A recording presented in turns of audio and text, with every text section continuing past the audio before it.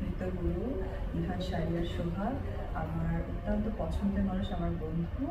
সেই টোটালটা এত শর্ট টাইমে আমাদেরকে মাথায় এনেছে, পরিবেশনা করিয়েছে। যদিও বেহুলা লক্ষিন্দর সম্পর্কে আমরা বগুড়ার মানুষ খুব ছোটবেলা থেকেই পরিচিত, সেই চিত্রনাট্যটি খুব প্রেজেন্টেবলভাবে পরিবেশনা করতে পেরেছে।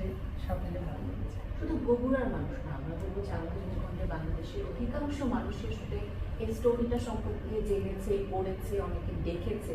তো একটা এক্সপেকটেশন কিন্তু আছে, একটা অপু বিশ্বাস এবার দারুণ লুকে ধরা দিলেন। আদর আজাদের সঙ্গে বেশ কিছুদিন ধরে একের পর এক ফটোশ্যুটে দেখা যাচ্ছে তাকে।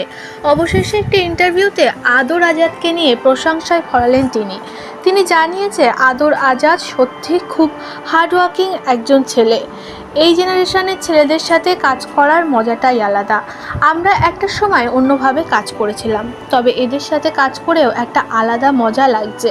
আদর আজাদের সাথে বেশ অনেকদিন ধরেই ফটোশ্যুটের জন্য কাটাচ্ছেন অভিনেত্রী অপু বিশ্বাস।